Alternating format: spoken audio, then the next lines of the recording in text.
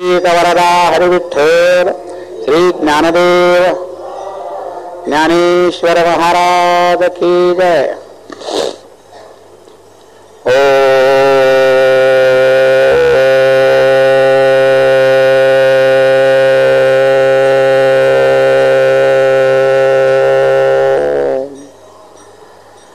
ब्रह्मानंदं परमसुखदं केवलं ज्ञानमूर्तिं द्वन्द्वातीतं गगनसदृशं तत्त्वमस्यादिलक्ष्यम् एकं नित्यं विमनमचलं सर्वदि साक्षिभूतं भावातीतं त्रिगुणरहितं सद्गुरुं तन्नमामि। मूकं करोति वाचालं पङ्गुं लङ्घयति गिरिं यत्कृपात्तमहं वन्दे परमानन्दमाधवम्।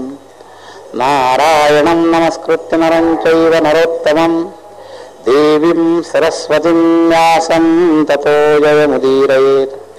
गुरुर्ब्रह्मा गुरुर्विष्णु गुरुर्देवो महेश्वरः गुरुः साक्षात् परब्रह्म तस्मै श्रीगुरवे नमः। प्रपन्नपारिजाताय तोत्रवेत्रैकपाणये ज्ञानमुद्राय कृष्णाय गीतामृतदुहे नमः। वसुदेवसुतं देवं कंसचाणूरमर्दनं देवकी परमानन्दं कृष्णं वन्दे जगद्गुरुं। वंशी विभूषितकरान्नवनीललाभात् पीताम्बरादरुणबिम्बफलाधरोष्ठात् पूर्णेन्दुसुन्दरमुखादरविन्दनेत्रात् कृष्णात् परं किमपि तत्त्वमहं न जाने। पुण्डरीकवरदा हरिविठ्ठल श्री ज्ञानदेव तुका ज्ञानेश्वर महाराज की जय। अखिल गुणनिधान सच्चिदानंद घन करुणावरुणालय भक्तवत्सल भगवान श्री पांडुरंगाच्या चरणावर मनपूर्वक साष्टांग अभिवादन करून विठ्ठलाच्या चरणावर सानिध्यामध्ये निवास करणाऱ्या उपस्थित सर्व साधकांविषयी सद्भाव प्रगट करून चातुर्मासाच्या निमित्तानं ज्या चिंतनाकडे आपण प्रवेश करणार आहोत त्या चिंतनाची पूर्वचिंतन चिरंजीव पदाचा अधिकारी या दृष्टिकोनातून चाललेला भाग, चिरंजीव पदाच्या दिशेनं ज्याला जाण्याची इच्छा आहे त्याच्या करता इथून हा उपदेश सुरुवात आहे. पोहोचायचं त्याच्याकरताही संकेत आहे, पण जाण्याकरता ज्याची इच्छा झालेली आहे त्याच्याकरता कुठं कुठं सावधान राहिलं पाहिजे रस्त्यामध्ये, या सावधानीचा संकेत करणारा हा विभाग आहे. आणि या सावधानीमध्ये मुख्य प्रतिबंध, काल आपली जी चर्चा चालली होती की साठवणीचे रुंधले जागे, ही जी आपली काल चर्चा चाललेली होती, तर मुख्य प्रतिबंध काय, तर या प्रतिबंधाचा विचार आपण करत आहोत. अधिकारी बनत असताना अनधिकार काय, अनधिकार काढला की अधिकार मिळवायचा नाहीये. व्यवहारामध्ये दोन्ही गोष्टी करायच्या असतात. अधिकार काही भागाने मिळवायचा असतो आणि अनधिकार काढायचा असतो. पण परमार्थामध्ये अधिकार सहज प्राप्त आहे, फक्त अनधिकार दूर करायचा आहे. मनुष्य देह मनुष्यजात सकळ स्वभावता भजनशील. अधिकार मिळवायचा नाहीये, अधिकार आहेच आपल्याला, पण तो अनधिकाराच्या घटनेनं आवृत झाल्यामुळं तो हिसकवला गेल्यासारखा झालेला आहे, छिनला गेलेला आहे. तर हा अनधिकाराचा जो भाग आहे, आमच्या शरणानंदांची जी भाषा आहे तिच्याकडे थोडं लक्ष द्या. शरणानंद एक वाक्य असं वापरतात, असाधकीय जीवनाचा त्याग ही साधकीय जीवनाची पहिली पायरी आहे. असाधकीय जीवनाचा त्याग ही साधकीय जीवनाची पहिली पायरी आहे, लक्षात घ्या. तर वैराग्य आणि अनुताप हे कशा करताय? वैराग्यानं काय होईल तर असाधकीय जीवनाचा त्याग होईल. यामध्ये जो प्रधान विषय पुढे येणार आहे त्याचं स्वरूप, त्याचा विस्तार येणार आहे. त्याचं सिद्धांतिक वाक्य मी सांगितलं, असाधकीय जीवनाचा त्याग हीच साधकीय जीवनाची पहिली पायरी. तर ही जी असाधकता आहे, ही असाधकता काढण्याला वेळ जास्त खर्च करावा लागतो. साधना प्रगट व्हायला वेळ लागत नाही, असाधकीयता काढायला वेळ लागतो. मी पलीकडच्या चातुर्मासामध्ये एकदा या विषयाचं चिंतन वेगळ्या अर्थानं केलेलं आहे. तर याच्याकरता एक उदाहरण प्रसिद्ध देत असतो मी. दगडाची मूर्ती बनवताना मूर्तिकार मूर्ती तयार करत नाही. महाराज रशियामध्ये एक मूर्तीचं मोठं प्रदर्शन भरलं. त्यामध्ये आमच्या जयपूरचा एक देवाच्या मूर्ती बनवणाऱ्या एका कारागिराच्या विष्णू मूर्तीला पहिलं पारितोषिक मिळालं. अशी बोलकी मूर्ती होती की आत्ता जणू काही प्रगट झालेली आहे. सगळ्या जागतिक मूर्तिकाराच्या परिषदेत त्याचा पहिला नंबर आला. पहिला नंबर आल्यानंतर ते रशियातले कुतूहल करणारे लोक त्याच्या मुलाखती करता त्याच्या भोवती जमा झाले. निर्णय झाल्यानंतर त्याच्या पेपरमध्ये त्याच्या कलेचं सगळं हे वर्णन छापण्याकरता सगळे अवतीभोवती जमा झाले. तुम्ही किती परंपरेपासून ही कला शिकलेत, काय वगैरे वगैरे प्रश्न. इतकी सुंदर मूर्ती तुम्ही कशी बनवली? तर त्याचं सगळ्यांना पहिल्यापासून एकच उत्तर, मी मूर्ती बनवली नाही. आता त्याचं नाव कलाकार म्हणून त्याचं नाव, त्याचा नंबर आलाय आणि तो स्वतः बरोबर त्या प्रदर्शनात आलाय आणि तो म्हणतो मी मूर्ती बनवली नाही. प्रत्येकाला तो हेच उत्तर देतोय. आता लोकांना मुलाखत घेणाऱ्यांना आश्चर्य वाटलं की आता याची मुलाखत घ्यावी तर कशी? म्हणते हा म्हणतो मी मूर्ती बनवली नाही, ह्याच्यात तर याचंच नाव आहे, हीच ती व्यक्ती आहे. एक शहाणा मनुष्य होता. तो म्हणला तुमच्या म्हणण्यात काहीतरी वेगळा भाव दिसतोय, पण आम्हाला हा भाव काही वरून वरून सहज कळत नाही, जरा तुम्हीच याचा भाव जरा उलगडून द्या. तर म्हणजे बरं झालं मला तुम्ही विचारलं, मला विचारणारा पाहिजे होता. तुम्ही विचारलं, मी विस्तार सांगतो. तो म्हणला मी बोललो हे वाक्य खरं आहे, मी मूर्ती बनवली नाही. मग हे नाव खोटं आहे का? नाही, हे खोटं नाही. मग तुमच्या वाक्याचा अर्थ मी कसा लावायचा? त्याने फारच सुंदर दृष्टांत त्यांनी तो म्हणाला, मूर्ती या दगडाच्या आत होती, फक्त त्या दगडाचा ओबडधोबड आकार होता आणि त्याच्या आत ती मूर्ती होती. तर मूर्ती व्यतिरिक्त जो चिकटलेला दगड होता तो कुशलतेनं मी बाजूला काढला. मातीच्या मूर्तीसारखे काही हातपाय बनवत नाहीत. दगडाच्या मूर्तीमध्ये काय केलं जातं तर व्यतिरिक्त दगड काढत काढत ती मूर्ती प्रगट होते. त्याचं म्हणणं खरं, मी मूर्ती बनवली नाही, मूर्ती आत होतीच. फक्त माझ्या कल्पनेनं त्या आतल्या मूर्तीचं दर्शन केलं मी आणि ते दर्शन मला होत राहिल्यामुळे त्या दर्शनाच्या चिंतनाने मी त्या मूर्ती व्यतिरिक्त असणारा जो जो दगडाचा भाग आहे तो कोरून कोरून कोरून मी बाजूला काढला. तर दगडात जशी जशी मूर्ती बनवली जात नाही तसं मानव जीवनामध्ये साधकत्व बनवलं जात नाही, साधकत्व आपल्या आतच आहे. मनुष्य जात सकळ स्वभावता भजनशील, आपल्या आतच भरलेलं आहे ते. पण या मायेमुळं, ही माया चिकटल्यामुळं हा जो ओबडधोबड दगड झालेला आहे तो कुशलतेनं ती माया सगळी बाजूला सारली. असाधकीय जीवनरूपी जी माया आहे, विषय सुखाची लालसा, संयोगजन्य सुखाची लालसा, यामुळे ही आवरण चिकटत गेलेत आणि यामुळे याचा आकार बदलला. हा साधकाचा विषयी झाला. विषयीपणा हा धोंडा आहे आणि साधकपणा ही मूर्ती आहे. तर साधक जो असतो तो साधक होतो का नसतो तो साधक होतो? साधक असलेला साधक होतो. फक्त त्या साधकतेची विस्मृती, त्या साधकावर चिकटलेलं जे आवरण, या आवरणामुळे त्याला विषयीपणा बद्धपणा आलेला आहे. मला संत जर जीवाला जवळ करत असतील ना तर हा आश्रय देऊन लोक काय करतात, वरच्या ओबडधोबड आकाराची चर्चा करतात. त्यामुळे त्याला कधी सुधारावाची इच्छाच होत नाही. पापी पापी पापी म्हणून चिडवल्यावर त्याला त्या पापापासून मुक्त व्हायची कधी इच्छाच होत नाही.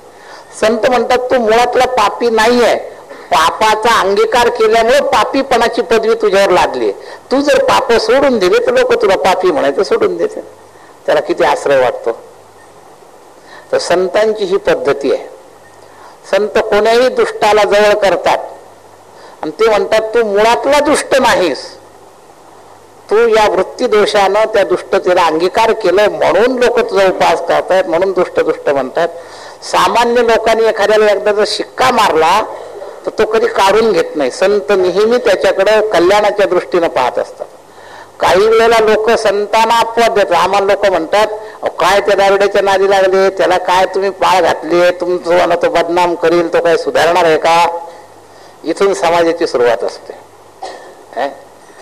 तेव्हा समाज नेहमी जो वरून दिलेला शिक्का असतो तो कधी सोडत नाही. आणि संत त्याच्या आपल्या स्वरूपाकडे पाहून त्याच्याबद्दल त्या आत्मविश्वास पैदा करतात की अरे तू मुळातला पापी नाहीस, मुळातला लोभी नाहीस, मुळातला कामी नाहीस, शुद्ध बुद्ध असा तू स्वतंत्र आहेस. तेव्हा तुझ्या स्वरूपाचं जर तू चिंतन करशील तर त्यामध्ये ही शक्ती आहे. महाराज लेप काढताही येतो आणि लेप सुटतोही, हे लक्षात घ्या. मूर्तीला लेप चढतो की नाही, शेंद्राच्या मूर्तीला दोन्ही प्रकारे त्याच्यात काढला जातो आणि तो भार जर प्रमाणापेक्षा जास्त झाला तर तो लेप ती मूर्ती सोडते. सोडलं तर लवकर मोकळं होता येतं, काढायला थोडा वेळ जास्त लागतो. तेव्हा सोडून मोकळं व्हायचंय का काढायचंय हा भाग तरतम भावाचा अधिकारी आहे, लक्षात घ्या. पण सोडणं सगळ्यात सोपं आहे. जर तुम्हाला नेमकं कळलं त्या मूर्तीवरच्या लेपामध्ये मूर्ती आतली जी आहे ती आहे जड, त्यामुळे तिला सोडायचा अधिकार नाही. पण साधक आहे चेतन, त्यामुळे त्याला सोडायचा पण अधिकार आहे. संत त्याचा तो माया आवरण काढतात पण, आणि त्याच्या आत जर पक्का दृढ निश्चय झाला तर तो त्या माया आवरणाला सोडू शकतो. आणि हे सोडणं जे आहे, ह्या सोडल्याने जी साधनाची जी गती आहे ती कालनिरपेक्ष आहे. महाराज काढायला तरी कालाची अपेक्षा आहे, काहीतरी वेळ लागेल. पण लेप सोडल्यानंतर एका मिनिटातच पाकळ्या येऊन बाहेर पडतात. तसं जर आतला निश्चय पक्का झाला तर कितीही मोठा दुराचार एका क्षणात सुटू शकतो. असं आहे. म्हणून निश्चयाचे बळ तुका म्हणे तीच फळ. हा निश्चय होण्याकरता ह्या संतांच्या वचनाचा उपयोग होतो, हे लक्षात घ्या. तर वैराग्य, अनुताप पद्धतीचं वैराग्य, हेही एक वैराग्य आहे, लक्षात घ्या. आणि धारणेतून झालेलं वैराग्य, हेही एक वैराग्य आहे. या दोन्ही अंगाचा याच्यात थोडा थोडा विचार पुढे आहे. तर साधक झाल्याशिवाय आपल्याला हे कळणार नाही. तर साधक होणं याकरता हा सगळ्या चिरंजीव पदाचा जो सगळा खटाटोप पुढचं जे चिंतन आहे त्यातलं मुख्य पद काय, तर चिरंजीव पद पावावयासी. आणि काल आपण चिंतन काय केलं, साध्याची इच्छा ही साधक पदवीचं मुख्य सूत्र. साधन सामुग्री हे साधकपणाचं मुख्य सूत्र नाही. आजही कीर्तनात मी 2-3 वाक्य या विषयावर बोललो. म्हणजे ते जे दुसरं चरण आहे ना त्या प्रसंगाचं आलं म्हणून साधन संकट कसं होऊ शकतं याच्याकरता मला तो विषय तिथे बोलावा लागला. आजच्या कालच्या प्रसंगातला विषय साधन संकट सर्वाला दिसेल, हे आजचं ध्रुवपद आहे त्या अभंगाचं कीर्तनातल्या. तर संकट होऊ शकतं जर साधकाने साधन अंग मानलं साधकत्वाचं, तर ते संकट होतं. साधकत्वाचं मुख्य अंग साधन नाही, साधकत्वाचं मुख्य अंग साध्य प्राप्तीची उत्कंठा, हे साधकतेचं मुख्य अंग. आणि म्हणून महाराज साधनाचं अंग काय करील, फक्त अन्य साधनापासून तुम्हाला अलिप्त करेल. लक्षात आलं का? डोक्याला गंध असल्यानंतर लोकही तुमच्याकडे मांसाहार आणणार नाही, माळेची आबरू म्हणून तुम्ही मांसाहाराकडे जाणार नाही. म्हणजे त्याच्यापासून तुम्हाला अलिप्तता आणण्याला या साधन सामुग्रीनं मदत केली. पण उत्कंठेच्या दिशेला केवळ माळ घातल्यानं काही प्रगती होईल असा भाग नाही. माळ हे साधन आहे, जप हे साधन आहे, पूजा हे साधन आहे, सदाचार हे साधन आहे. लक्षात घ्या. संयम हे साधन आहे, ईश्वराची सेवा हे साधन आहे.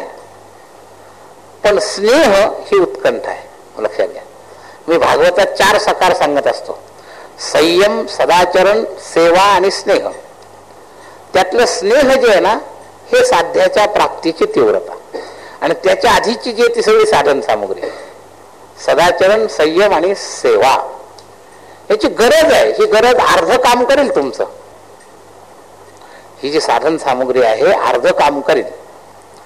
तुम्हाला रजोगुणापासून अलिप्त करील, सत्वगुणामध्ये प्रेरित करील. सदाचार जो तुमचा आहे तो सत्वस्थ करील, आणि सत्वस्थ हे ऊर्ध्वम गच्छन्तीचं अधिष्ठान आहे.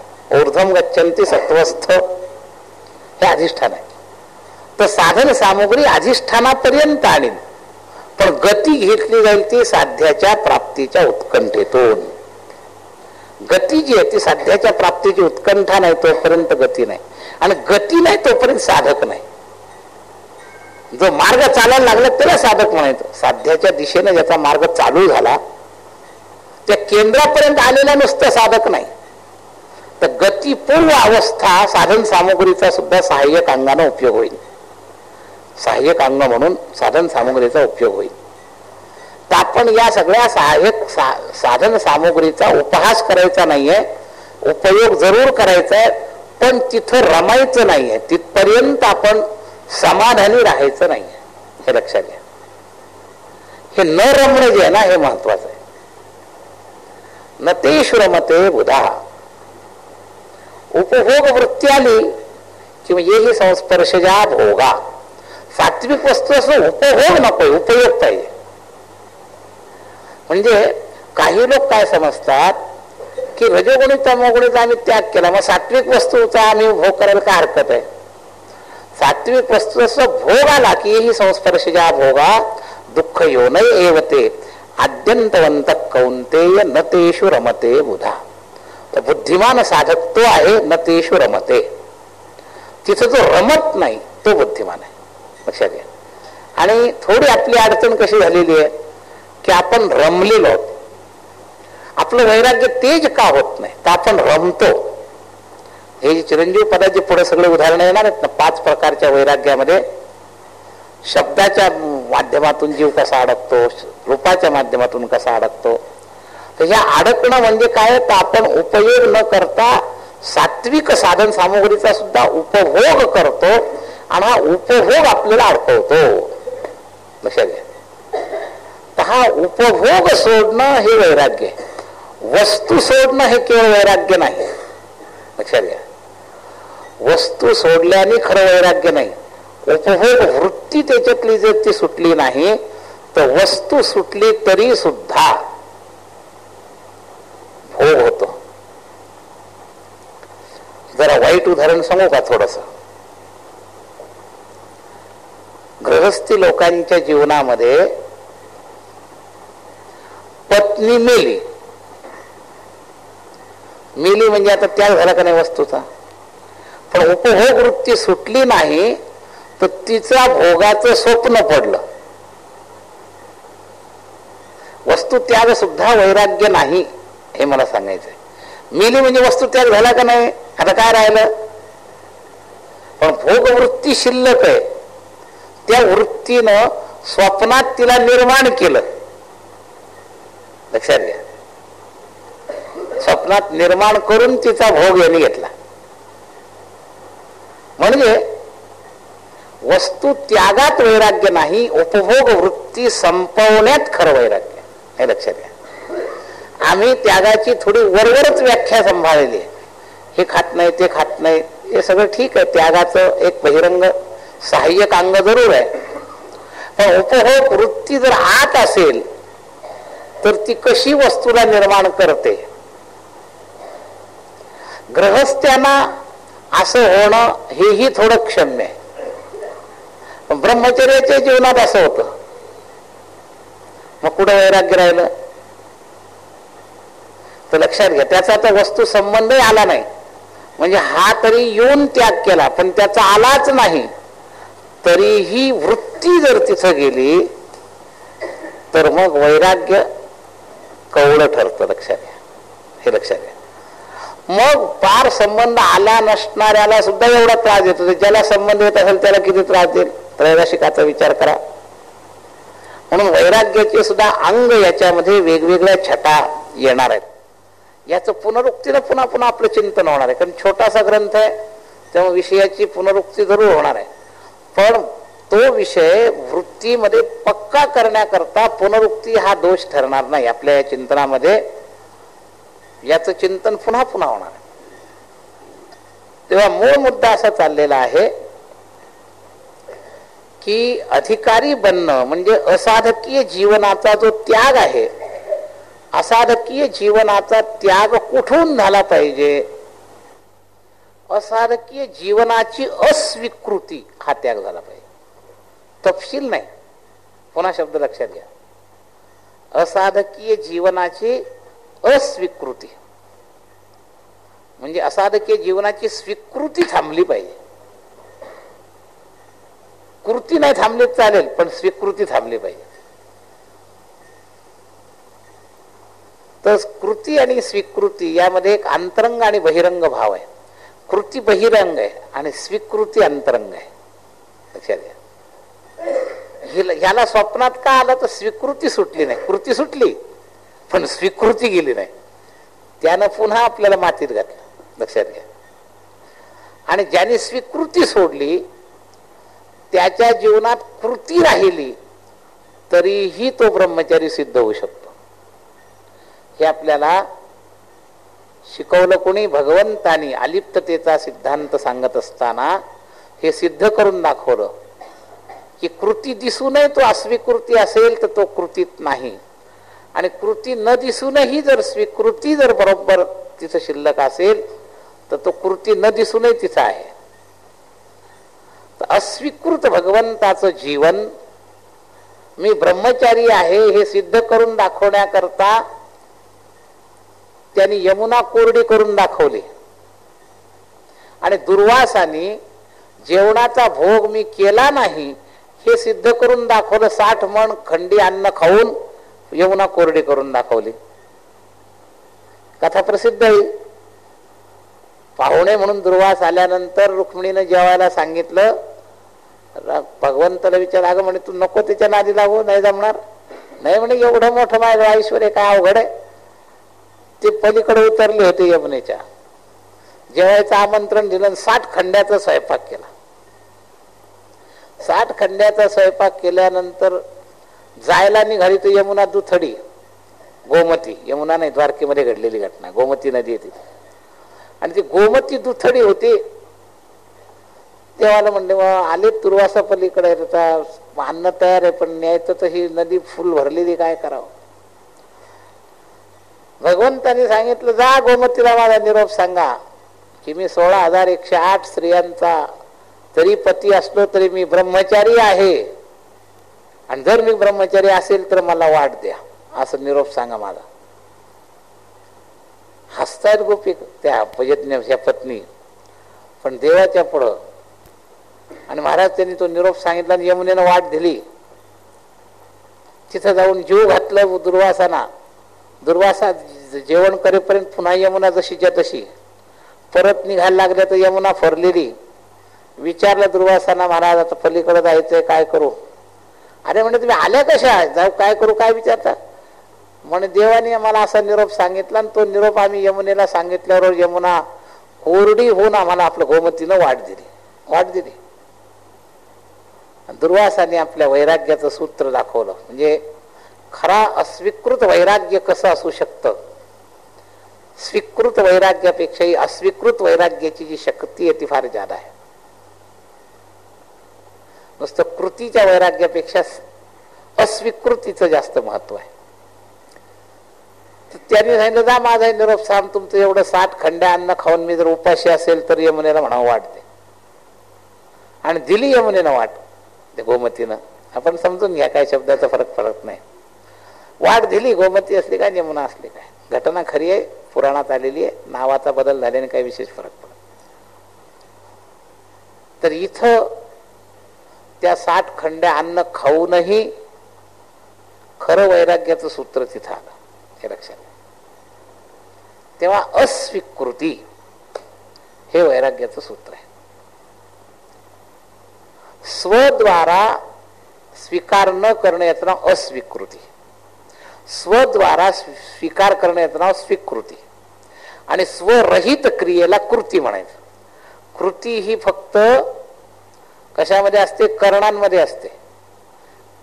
अधिष्ठानम तथा करता करणंच पृथक विधम, कर्माचं अधिष्ठान सांगितलं. त्यामध्ये हे जे पृथक चेष्टा ज्या आहेत ना, याचा जो दिसतो आपल्याला त्याचं नाव कृती.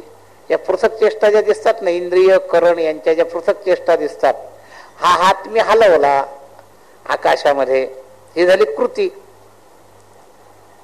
तर या सगळ्या कृत्या आपल्या जेवढ्या चालतात या सगळ्या कृत्या आहेत.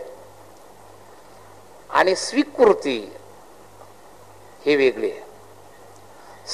स्वीकृती ही जी असते ही आत असते, ती कृती रूपानं दिसतेच असं नाही, दिसेलही न दिसेलही, त्याला दिसण्याची अनिवार्यता नाही. स्वीकृती सूक्ष्म आहे, कृती स्थूल आहे. कृती करायची म्हणजे पंचकर्मेंद्रियापैकी एक अवयवाची गरज आहे, पंचमहाभूताची गरज आहे. पृथ्वीवर हात आपटला, पृथ्वी पाहिजे, आपटणारा हात पाहिजे, म्हणजे करणही पाहिजे, तेव्हा हात आपटला ही कृती दिसेल. स्वीकृतीमध्ये कृतीचा भागही असतो, पण त्याच्या पलीकडची गोष्ट असते. हा स्व जो आहे, हा सूक्ष्म शुद्ध चैतन्य जो स्व आहे, त्याच्या प्रेरणेतून त्याच्या द्वारा जे पकडलं जातं त्याचं नाव स्वीकृती. त्या स्वद्वारा जे पकडली जाते कृती त्याचं नाव स्वीकृती. आणि नेमकी इथंच आहे, असाधकीय जीवनाने आमच्या भोवती जे पकड घेतली आहे ती त्यांनी नाही घेतली, आम्ही त्याला पकडले. याला पराप्रकृती असं म्हणतात. गीताकार याला म्हणतात पराप्रकृती. पराप्रकृती काय करते? ययेदम धार्यते जगत अपरेयमितस्त्वन्याम प्रकृतीम विद्धि मे पराम जीवभूताम महाबाहो ययेदम धार्यते जगत. हे जे धार्यते जगत जे आहे ना, याचं नाव स्वीकृती असं आहे. तर या स्वीकृतीमुळे असाधकीय जीवन आपलं सुटत नाही. यांनी जर पकडून नाही ठेवलं तर त्याच्यात काही ताकद नाही तुम्हाला पकडून राहण्याची. असाधकीय जीवनाचं जेवढं अंग आहे ते सगळं जड आहे, चेतन नाही. ते तुम्हाला पकडत नाही, तुम्ही त्याला पकडलंय. लक्षात घ्या. लोभ असाधकीय जीवन. तुम्ही लोभाला पकडलंय का लोभाने तुम्हाला पकडलंय? लोभ ज्या पैशाने ओळखला जातो तो पैसा तुम्हाला पकडू शकत नाही, तो जड आहे. तुम्ही त्याला पकडलंय. तर असाधकीय जीवन म्हणून जेवढं जेवढं वर्णन आहे ते सगळं आपण स्वतःहून पकडलेलं आहे. आणि स्वतःहून पकडलेली गोष्ट स्वतः सोडली तरच सुटते. पण आम्ही पकडलंय असा आमचा भ्रमच नाही, आम्ही त्यांनी आम्हाला पकडलंय हाच भ्रम आहे. ज्ञानेश्वर महाराजांनी त्या पोपटाचं जे नलिकेवरचं उदाहरण दिलेलं आहे, ती नलिका गर्रकन फिरल्यामुळं पडण्याच्या भीतीनं हाताने स्वभावतः त्या नळीला आवळलंय आणि तो सोडायला तयार होत नाही. त्याला वाटते नळी सोडली की मी खाली पडल, पंख ही विसरतो आणि पक्क घरून बसतो. त्याला बाहेरचा माणूस येऊन हात लावला, इतर वेळेला पोपटाच्या दुरून जवळ जा, पळून जाईल भरकन. म्हणजे नलिकेला पकडल्यावर तो दुसरा माणूस येऊन त्याला पकडतो, धरतो, तरी ते सोडत नाही. मग याही वेळेस नळीनं याला पकडलेलं नसतं, पण याचाच भ्रम असा आहे आमच्या साधकांचा सुद्धा असाच भ्रम आहे की मायेच्या ताकदीमुळे आम्ही अडकलोय. ती काही सोडायला तयार नाही. पालोपद मायेत ताकद आहे, ती आम्हाला हे सगळं करायला लावते. अरे बाबा, नळीत ताकद नाही, पोपटानी नळीला धरलंय हे खरं असून सुद्धा त्या पोपटाला मात्र असं वाटतं का नळीनच मला पकडलंय. किंवा दुसरं उदाहरण म्हणजे खाण्याच्या लोभानं भरलेली मूठ बारक्या मडक्यामध्ये माकडानं घातली आणि घालताना बारीक करून घातली ना आत मोठी फुटाणे आल्यामुळे ती झाली मोठी, ती काही बाहेर निघत नाही. आणि त्याचा भ्रम असा आहे की आतून मला कोणीतरी पकडलंय, त्या मडक्यात कोणी नाहीये. याचाच हात मोठा झाल्यामुळे त्याच्या बाहेर निघत नाही, पण याचा भ्रम असा झाला की मला आत कोणीतरी पकडले. तर ही अशी आपली अवस्था आहे. असाधकीय जीवात आहे हे पहिलं समजून घ्या.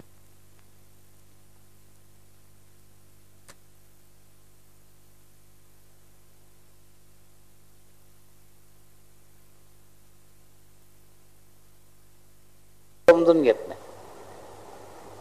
आपल्या स्वतःला जबाबदार धरायलाच तयार नाही, कोणावर तरी थोपायची जबाबदारी. ही आमची सवय आहे. आणि मी तर नेहमी सांगतो, जोपर्यंत तुम्ही आपल्या सगळ्या परिस्थितीला दुसऱ्याला कारण धरता तोपर्यंत ही समाप्त होणार नाही. परिस्थिती तुम्ही निर्माण केली, तुम्हीच तिला सुधरू शकता. हा आत्मविश्वास जेव्हा निर्माण होईल तेव्हाच तुम्ही खरे साधक झाला. तर पावावयासी ही जी इच्छा आहे ही साधकीय दिशा. तर या साधकीय दिशेनं जाण्याकरता पहिला मुद्दा हा लक्षात घ्या की आपण स्वाधीन आहोत हा विश्वास पैदा करा. आणि असाधकीय परिस्थितीबद्दल सुखलोलुपतेचा भ्रम बुद्धीतून गेला पाहिजे. हा काही जात नाही, बुद्धीनं भ्रम केलेला आहे. तो जो तात्कालिक संयोगजन्य सुखाची जी लालसा आहे ना, हे आम्हाला तात्पुरतं जे बरं वाटतं, त्यामुळं त्या बरं वाटण्याच्या पाठीमागं दुष्परिणामाचं लक्षच नाही. खाजवताना बरं वाटतंय, खरूच खाजवताना, आणि ते बरं वाटल्यामुळे आम्ही ते खरूच खाजवतच राहतो. ती किती चिघळून किती रक्ताळो, हे बरं वाटणं जे ना हे घोटाळा करते सगळं. बायका मुलात बरं वाटतंय, गाडीत बसायला बरं वाटतंय, काय बंगल्यात राहायला बरं वाटतंय, हे जे बरं वाटणं ना हे सगळं गडबड करतं. गाडी बिघडत नाही, काही गाडीत बरं वाटतंय ना हे बिघडवते, हे लक्षात. घर बिघडत नाही तुमचं, काही घरात बरं वाटतंय, माझ्या घरात मी राहायला लागलो, याचा जो उपभोग जो आहे बरं वाटण्याचा, हे सगळं बिघडवतोय, लक्षात घ्या. तर हा बरं वाटणेपणा जोपर्यंत चालू आहे, संयोगजन्य सुखाची लालसा, त्यामुळं आमचं समर्थन आहे. असाधकीय जीवन चुकीचं आहे असं बाहेरचा म्हणतोय, कुठतरी बुद्धीमध्ये त्याच्या विरुद्ध उत्तर देता येत नाही म्हणून त्याला विरोधही करत नाही, पण आतून समर्थन आहे. त्या असाधकीय वागण्याला समर्थन आहे. हो, आजचा काळ आहे, खोटं बोलल्याशिवाय जमत असतं का? खोटं बोलण्याची गरजच आहे. समर्थन असाधकीय जीवनाला. काय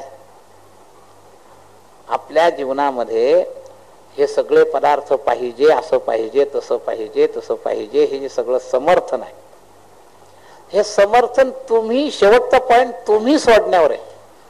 दुसऱ्याने किती संस्कार केला.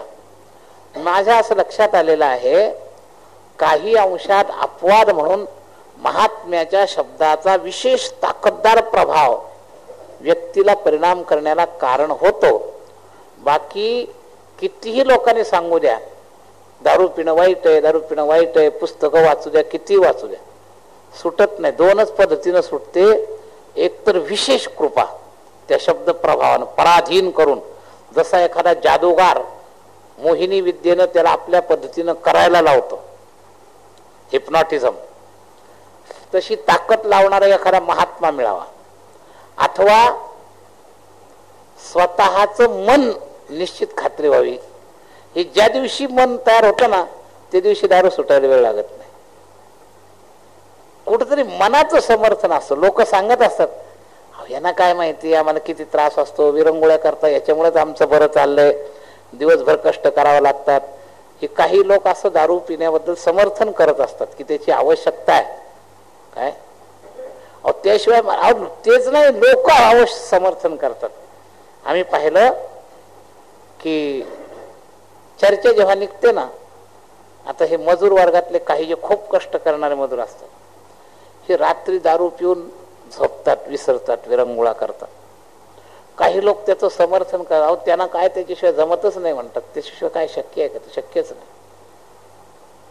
किंवा थंडीमध्ये हे जे जवान तिथं राहतात, यांना आतल्या गरमी करता याची आवश्यकताच आहे असं समर्थन सगळे करतात.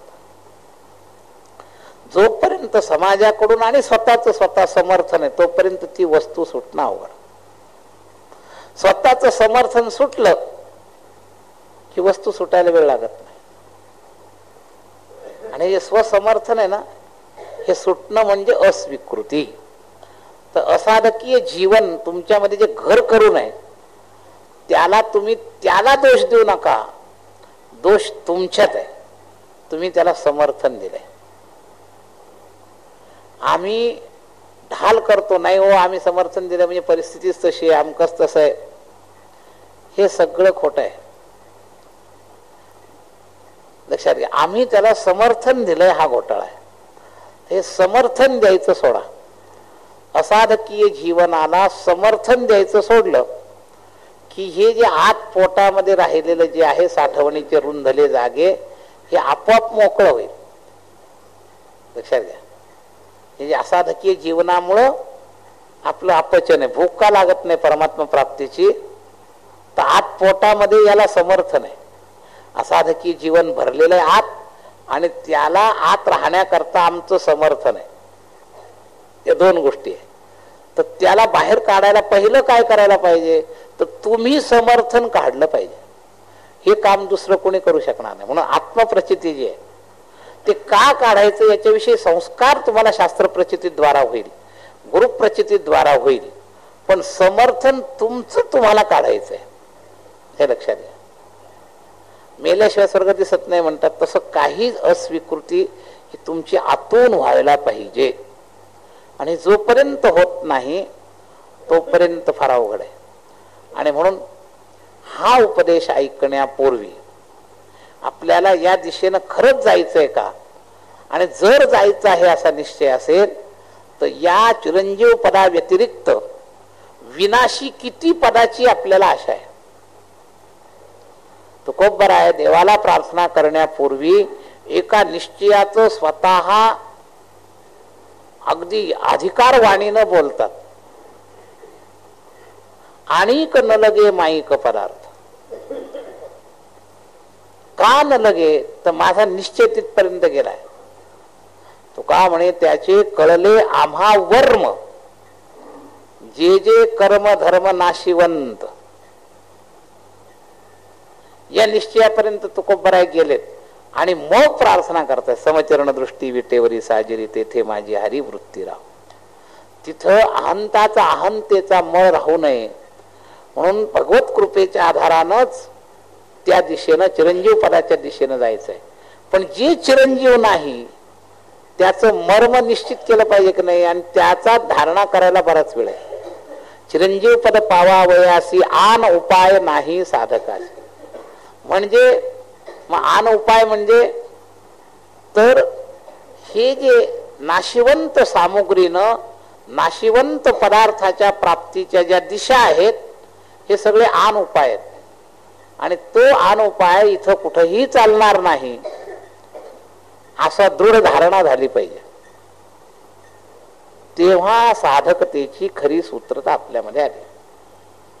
आणि याच्याकरता सारखं हॅमरिंग संस्कार, मग त्याच्यात कोणकोणत्या पद्धतीनं संस्कार करायचे त्याच्यातली एक दिशा, याच्यात पाहता पाहता आपण अधिक विस्तृत काही दिशा पाहणार आहोत. चिरंजीव पदाच्या एकेका ओवीच्या दिशा पाहता पाहता आपण अजून काही विस्ताराच्या दिशा पाहणार आहोत. तर तिथं आपल्याला आपल्यातर्फे काय करायचं आहे, आत्मप्रचिती त्या निश्चयापर्यंत जायचंय. तुका म्हणे त्याचे कळले आम्हा वर्म, हे वर्म कळलं पाहिजे, लक्षात घ्या. आणि हे वर्म कळलं की मग तो अधिकारी झाला. वर्म कळल्यावर फार वेळ लागत नाही महाराज. गणिताची रीत कळल्यावर गणित सुटायला वेळ लागत नाही. रीत नाही कळली तर मग दुसऱ्या पद्धतीने किती आदबद राहते गणित सुटणारच नाही, हे लक्षात घ्या. त्या वर्म म्हणजे रीत कळणं आहे, हे लक्षात घ्या. तर त्यातला पहिला टप्पा काय, तर असाधकीय जीवनाची अस्वीकृती ही रीत आहे ते गणित सोडवण्याची. जेवढं जेवढं असाधकीय जीवन शास्त्र वर्णित आहे, संत वर्णित आहे, ईश्वर वर्णित आहे, त्या सगळ्याचा त्याग करा. आपोआप साधकीय दिशेनं तुमची वाटचाल होईल, लक्षात घ्या. ही निषेध अंगाने जाण्याचा रस्ता आहे. याला एक विधी अंगाने जाण्याचा रस्ता आहे. चाल केला सी मोकळ्यात बोल विठ्ठल वेळवेळा, भजन करत राहा, सगळं आपोआप होईल. ही विधी अंगाने जाण्याचा रस्ता. आणि निषेध अंगाचा रस्ता काय, तर याला जे आम्ही अहंता आणि ममतेनं पकडलंय त्या अहंतेचं क्षीण करणं. आजच्या अभंगातलं जे ध्रुवपदाचा जो उत्तरार्ध आहे, व्हावा लागे क्षीण अहंभाव. स्वीकृतीनं जे पकडलंय तिथं आमचं अहम नावाच्या करणानं त्या स्वलाही आवृत करून हा अहमभाव पक्का झालाय. तर या अहमभावाला क्षीण केलं. ही क्षीणता कशानं होईल, ही क्षीणता अस्वीकृतीनं होईल. आतल्या अस्वीकृतीचं बळ जोरात लावलं की बाहेरची जी पकड आहे ही सुटून जाईल. अहम नावाच्या करणाची जी पकड आहे, अहंता रूपानं सगळ्या प्रपंचाच्या विषयामध्ये अहंता रूपानं जी पकड आहे, ही अस्वीकृती रूपी बळ लावलं की मग याची ताकद कमी होईल. तर ही अस्वीकृती रूपी बळ जे आहे, तर ही स्वीकृती आणि अस्वीकृती याची आपल्याला सवय आहे. तुम्ही म्हणता काही सोपं आहे का, टोपी काढणे इतकं का? फक्त याचा विषय आम्ही प्रपंचात उपयोगात आणतो, परमार्थात आणत नाही. इथं आम्ही ढिले आहोत. प्रपंचात स्वीकृती आणि अस्वीकृती यामध्ये आपण प्रयोग करतो. एखादा, मी नेहमी उदाहरणं सांगतो सोपे, आणि तीच उदाहरणं सोपे आणि सरळ आहेत. भाडे करू आल्यानंतर आपला म्हणून स्वीकार करून त्याच्याशी इतकं जवळीक करतो, अशी काही वागणूक करतो, आणि गेल्यानंतर तो ओळखतही नाही. तर याच्यामधली स्वीकृती आणि मुलामधली स्वीकृती याच्यात किती अंतर आहे लक्षात घ्या. आपला मुलगा आहे, तो 10 वर्ष अमेरिकेत राहिला तरी आम्ही त्याला विसरत नाही, आणि 3 वर्ष राहिलेला भाडेकरू 6 महिन्यांनी परत आला तर ओळखावं लागतं. तर वरवरची स्वीकृती आणि आतली स्वीकृती, इंद्रियजन्य संबंध आणि स्वसंबंध यातला अंतर पहिल्यांदा समजून घ्या. आम्ही परमार्थामध्ये इंद्रियजन्य संबंधाने वावरतो म्हणून 4-4 महिने केलेला परमार्थ सुद्धा आमचा विसरतो, आणि स्वसंबंधानं प्रपंच करतो म्हणून 4 महिने इथं जरी प्रपंचात नसलो तरी तो सुटत नाही आमचा. स्वसंबंधाची ताकद इंद्रियजन्य संबंधापेक्षा फार जबरदस्त आहे. तर जसं स्वसंबंधी प्रपंचात अडकलेलो असा स्वसंबंध जर परमात्म्याशी केला तर ही अस्वीकृती ताकददार होईल तुमची. आता बुद्धीमध्ये अस्वीकृती करतो आम्ही, लोक समजून सांगतात प्रपंच असा आहे तसा आहे तसा आहे, बुद्धीनं अस्वीकृती करतो की हा नाशवान आहे, हा नाशवान आहे, याच्या मागे लागण्याचा अर्थ नाही. बुद्धीमध्ये संस्कार झाला, पण स्वद्वारा अस्वीकृती करत नाही, आणि त्यामुळं त्याची ताकद कमी पडते. ताकद जी कमी पडते, बघा ना तुम्ही, दुष्ट संकल्पाचा थोडी ताकद आणि चांगल्या संकल्पाचा कितीतरी काळ यामध्ये अंतर दिसतं. आपण मायेच्या नावावरती थोपतो, मायेची ताकद फार जास्त आहे. जाता जाता चिमणा चिमणीचं पाहिलेलं एखादं साधं मैथून कुत्र्याचं माकडाचं आत किती जातं,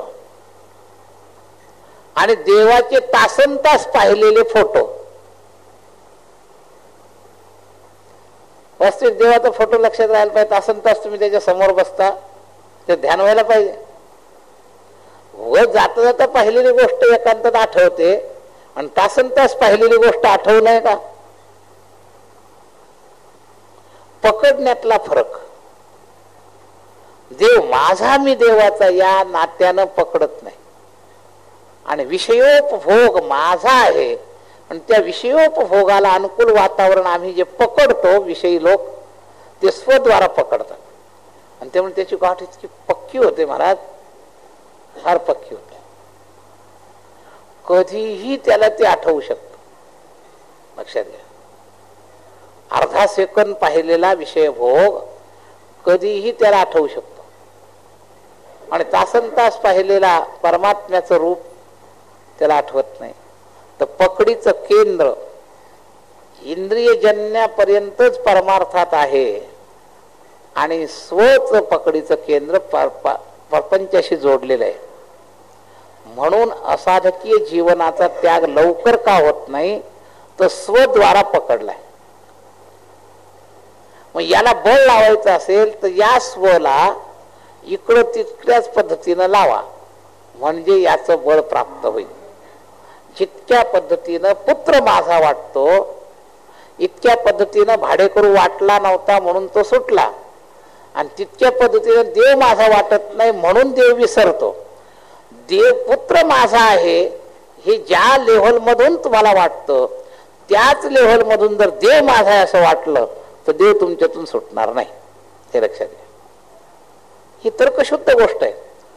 20-20 वर्ष परदेशात गेलेला पुत्र सुटत का नाही, तर त्याला माझं म्हणण्याची जी खोली आहे ती खोली जरा जास्त आहे. हे लक्षात घ्या. ती खोली समजून घ्या, म्हणजे अंतरंग परमार्थ तुम्हाला कळेल. ही खोली फरक लक्षात घ्या. ही खोली सुटत नाही. काय ही खोली न सुटल्यामुळे घोटाळा आहे. 10-20 वर्ष गुरुच्या सहवासात राहून गुरुपेक्षा सुख न देणारा एखादा मोही व्यक्ती आपल्याला आपलासा वाटतो. याचं कारण काय? पकडचं अंतर. पकड. हा पकड जर बदलली तर सगळं आपोआप घडेल. घटना महत्वाची नाही, पकड महत्वाची आहे. असं आहे. मग गुरुने आम्हाला भौतिक काय फायदा दिला आणि व्यवहारी लोक भौतिक काय फायदा देतात हे सगळं गौण आहे. त्यांना कोणत्या लेव्हलनं पकडलंय. स्वद्वारा पकडलेली सगळी मुलं आईबापाला सुखच देतात असं नाही, पण पकडल्यावर तो वाईट वागणारा पोरगा सुद्धा आपलाच वाटतो आणि त्याची विस्मृती होत नाही. फक्त चांगलं जो पोरगा वागतो त्याचीच विस्मृती होत नाही असं नियम आहे का? असं जर असतं तर कार्यकारण भावनाचा संबंध लागतात. किंवा यांनी खूप पैसे दिले, यांनी खूप सेवा केली म्हणून तो विसरत नाही, हे कार्यकारण भाव बरोबर. पण जर सगळ्याच मुलांच्या बाबतीत असं घडतं, जो दुष्ट वागतो, जो आई वडिलाला बाजूला टाकतो, अरे काय त्या आईच्या हृदयाचं वर्णन केलंय, त्या पकडीचा परिणाम एका पोरानं बाईच्या नादी लागून आईचा खून केला. त्या बाईनं सांगितलं, माझ्यावर तुझं खरं प्रेम असेल तर तुझ्या आईचं काळीज मला आणून दे. आता ज्या आईशी एवढं वैर केलं, ज्या आईला त्यांनी मारलं, त्या आईचं काळीज घेऊन चाललाय आणि तो पडला. ते काळीज म्हणते, बा तुला लागलं का रे? आता एवढं वैर केल्यावर मोह सुटत नाही. म्हणजे पकड कशी असते स्वची. स्वची पकड हे एका चांगल्या अर्थाने हा दृष्टांत देता येतो. मीच वेगळ्या अर्थाने हा दृष्टांत घेतला. आईचं प्रेम कसं असू शकतं, ते कसं निस्पृह आहे, अशा अर्थाने हा दृष्टांत प्रगट झालेला आहे. पण मी स्वस्वीकृतीच्या अर्थाने हा सांगतोय, सांगताना वेगळ्या सिद्धांताच्या वर सांगतोय. तर त्या माईची जी मुलाबद्दलची जी स्वपकड आहे त्याचा परिणाम आहे. असं हिच्याबद्दल होईल का? हिला नुसतं वाकडं बोललं तरी ही परत त्याला जवळ करायची नाही, आणि तिचा खून केला तरी ती याला विसरली नाही. पकडीमधलं अंतर लक्षात. तर स्वपकडीमध्ये खूप मोठी ताकद आहे, हे लक्षात घ्या. ज्याच्याबद्दल स्वपकड असते त्याने कसंही केलं. भक्ताला देवाबद्दल नेहमी करुणा, घनता, कृपाळुताच का दिसते तर पकड, आणि काही ना का दिसत नाही तर पकडीमध्ये अंतर. म्हणून कार्यकारण भाव. मग देवाने असं का करावं, सगळ्याशी असं का करावं, तसं का करावं, समजावं. अजून स्वची पकड नाही देवाशी, एवढाच याचा अर्थ. देवावर जेवढे आरोप करणारे जे लोक असतात ना, यांचं स्वच नातं परमात्म्याशी जोडले गेलेलं नाही, म्हणून सगळे आरोप आहे. जर खरी पकड झाली तर हे सगळे आरोप प्रत्यारोप सगळे बाजूला राहतात, त्याला सगळं बरोबरच वाटतं. अहो, मी पाहिल्यात अशा आया की मुलाच्या दोषाचे समर्थन करतात. ही पकड असली ना की असं होतं. आता जर दोषी पोरात सुद्धा निर्दोषता दिसते तर निर्दोष देवात काय दिसेल? परमात्म्याचा स्वभाव तर निर्दोष आहे. आणि म्हणून अधिकाराचं सूत्र हे कशात आहे तर अस्वीकृती आणि स्वीकृती, ज्याच्यामध्ये तुम्ही स्वाधीन आहात. संताजवळून हा खटका बसला पाहिजे. हा जर खटका बसला ना तर झटका होऊ शकतो. वैराग्य जे आहे ना, झटका बसू शकतो. झडझडवून वहिला निघ, हा झटका जो आहे ना, हा झटका बसायला हा खटका बसला पाहिजे. अनित्यम असुखम लोकम, हा खटका बसला पाहिजे तर झडझडवून वहिला निघ हा झटका बसेल, नाही तर बसणार नाही.